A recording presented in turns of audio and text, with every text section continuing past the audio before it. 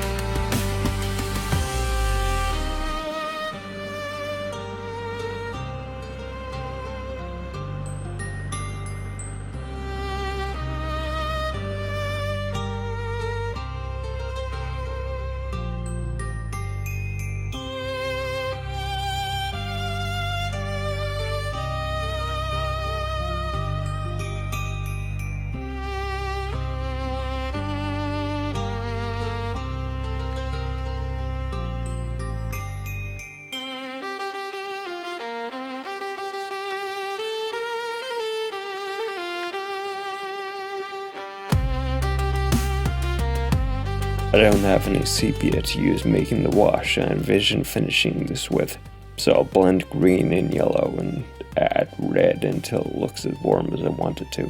It's acrylic paint, so I can easily thin it to a wash by adding water and a couple drops of soap to break the surface tension and make it as light and runny as possible.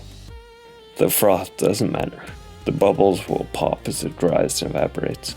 The final effect of the wash will be way more subtle than it seems right now. It's very thin, so it'll flow into textures and joints, giving better lowlights, and take the intensity of the metallic weathering down a notch or two. If I wasn't going for a dirty, rusty look like this, I wouldn't be using wash in this way. But I am, so here we are. I'll use a pencil to add the last touches to define shadows and edges, then a thin coat of varnish to seal it and prevent any of the graphite or paint from smudging or chipping away when I handle the mini. You could use something other than this type of glossy acrylic if you don't want to have a plasticky sheen. I like the plasticky sheen though.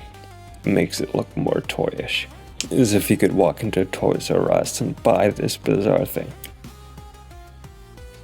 Remember to like this video and subscribe to the channel for more DIY tips, or at least to witness some splendid creative chaos.